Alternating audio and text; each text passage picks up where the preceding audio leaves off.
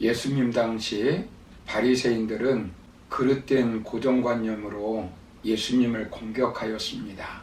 예수님께서는 세리집에 제자들과 함께 가셔서 잔치를 하며 식사를 하셨습니다. 당시 바리새인들은 일주일에 월요일과 목요일 이틀 동안 오전 6시부터 오후 6시까지 금식을 하였습니다.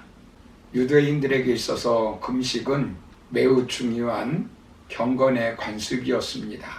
마태복음 6장을 보시면 금식, 기도, 구제를 경건의 3요소라고 말씀하고 있는데 금식 생활은 바리새인들에게 아주 중요한 경건 생활이었습니다.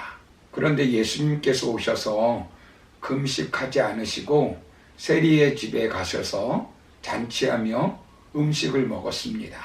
그것도 상종하지 말아야 할 세리들과 함께 음식을 먹는 것이었습니다. 그래서 그들은 예수님께 와서 마태복음 9장 14절을 보시면 우리와 바리새인들은 금식하는데 어찌하여 당신의 제자들은 금식하지 아니하나이까? 라고 질문합니다. 자신들이 경건 생활의 중요한 형식으로 생각하는 금식을 가지고 남을 정죄하기 위한 수단으로 사용된 것입니다. 예를 들면 새벽기도 열심히 나오는 권사님이 장로님을 향해요. 왜 새벽기도 나오지 않느냐고, 헌금 생활 잘하는 성도님이 왜 권사가 되어서 11조 생활을 안 하십니까? 이런 식으로 자신이 신앙인으로 당연히 해야 할 일을 가지고 남을 정죄하는 데 사용하고 있는 것입니다. 예수님께 대한 이 질문은 몰라서 묻는 것이 아닙니다. 자신을 드러내고 남을 정죄하기 위해서 질문하는 것입니다. 이때 예수님께서 무엇이라고 말씀합니까? 3가지 비유를 들어서 말씀하셨습니다. 오늘 첫 번째 비유를 말씀하면서 은혜를 나누기를 원합니다. 예수님은 이 대답을 통하여 그들의 잘못된 사고를 고쳐주십니다. 첫째 비유는 혼인집 신랑과 함께 있는 손님에 대한 비유입니다. 요한의 제자들과 바리새파 사람들은 정한 시간에 금식하는 것이 최소한 거룩한 마음과 생활을 유지하는 방법이고 표식이라고 생각했습니다. 그래서 이것을 행하지 못하는 예수님과 예수님의 제자들이 자신들보다 낮은 수준으로 사는 것으로 생각했습니다. 그러나 예수님은 비난하고 정죄하고자 하는 그들에게 반문합니다. 본문 19절을 보시면 예수께서 그들에게 이르시되 혼인집 손님들이 신랑과 함께 있을 때에 금식할 수 있느냐라고 묻습니다. 이 질문의 대답은 무엇이겠습니까? 하나님을 잘 섬기는데 금식하는 것도 중요하지만 지금은 금식할 때가 아니라는 것입니다. 때의 문제입니다. 예수님이 잔치집 신랑으로 오셨다는 말입니다. 구약에 예언한 메시아로 이 땅에 오신 것입니다. 초상집에 가서 웃고 잔치집에 가서 울고 있으면 되겠습니까? 지금은 신랑과 함께 있으니 잔치하며 기뻐하고 즐거워하라는 것입니다. 그러나 예수님의 제자들도 금식을 통하여 슬퍼하고 애통해하며 절제하는 신앙생활을 할 때가 온다는 것입니다. 그때가 언제라는 것입니까?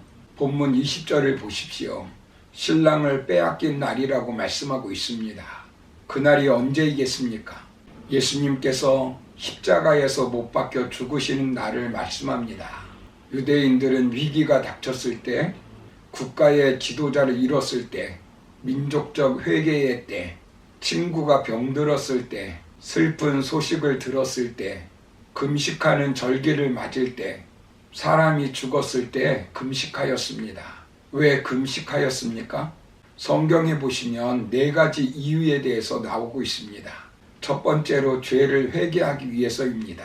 사무엘상 7장 6절을 보시면 그들이 미스바에 모여 물을 길어 여호와 앞에 붓고 그날에 금식하고 거기서 가로되 우리가 여호와께 범죄하였나이다 하니라라고 말씀합니다. 우리가 금식하는 이유는 죄를 회개할 때 하는 것입니다.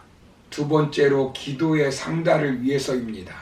이사야서 58장 4절을 보시면 너희가 오늘 금식하는 것은 너희의 목소리를 상달하게 하려는 것이 아니니라 라고 말씀합니다. 우리가 금식하는 이유는 기도 응답을 받기 위해서 하는 것입니다. 세 번째는 여호와께 돌아가기 위해서입니다. 요엘서 2장 12절을 보시면 너희는 이제라도 금식하며 울며 애통하고 마음을 다하여 내게로 돌아오라 하셨나니 라고 말씀합니다. 우리가 금식하는 이유는 하나님께 돌아가기 위해서 하는 것입니다. 네 번째는 특별한 능력을 받기 위해서입니다. 마태복음 17장 21절을 보시면 기도와 금식이 아니면 이런 유가 나가지 아니하니라 라고 말씀합니다. 우리가 금식하는 이유는 하나님께 능력을 받기 위해서입니다. 누구를 통해서입니까? 하나님을 통해서입니다. 그런데 그 모든 것을 주시는 분이 하나님이신 예수님이 인간의 몸을 입고 이 땅에 오셨으니 금식할 때가 아니라는 것입니다. 혼인 잔치집에 참여한 사람들이 어찌 금식할 수 있겠느냐는 것입니다. 인간의 근본적인 성패는 예수님을 누구로 고백하느냐에 달려져 있습니다. 우리 예수님은 죄인을 위해서 이 땅에 오셔서 죄인과 함께 식사하시고 죄인의 회개를 받아주시고 용서해 주셨습니다. 예수님 안에 있으면서 아직도 잔치 안의 삶이 아니라 초상집 삶을 살면 안 됩니다. 환난이나 적신이나 그 어떤 것도 우리 주 예수 그리스도의 사랑 안에서 우리를 끊을 수 없습니다. 우리는 예수님의 이름으로 기도할 때 응답을 받습니다. 예수님을 통해 여호와 앞에 담대히 나아갈 수 있습니다. 예수 그리스도를 통하여 기도의 능력을 받을 수 있습니다. 금식의 근본적인 목적은 단순히 음식을 먹지 않는 데 있는 것이 아닙니다. 금식을 함으로 마음의 밭을 갈아 하나님께서 새로운 일을 하게 하시고 그렇게 함으로 충만과 기쁨을 경험하게 되고 새로운 힘을 얻게 되는 것입니다.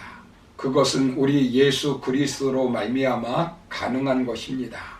그렇게 금식에서 나타나는 효력, 의미가 예수님에게서 나타나기 시작했는데 그런데 그들은 그것을 보지 못하였습니다. 사랑하는 성도 여러분, 세상에는 물질 중심의 경영을 하는 사람들이 있습니다. 조금 발전되면 자기 중심의 경영을 합니다. 거기에서 조금 나아가면 타자 중심의 경영을 합니다. 그러나 우리 신앙인들은 예수님 중심의 경영을 하는 사람들입니다. 그리스도께서 내 안에, 내가 그리스도 안에 사는 삶을 사는 사람들입니다. 예수님으로 인하여 기뻐하고 예수님으로 인하여 평안하고 예수님으로 인하여 능력받고 예수님으로 인하여 늘 새롭게 사는 사람들입니다.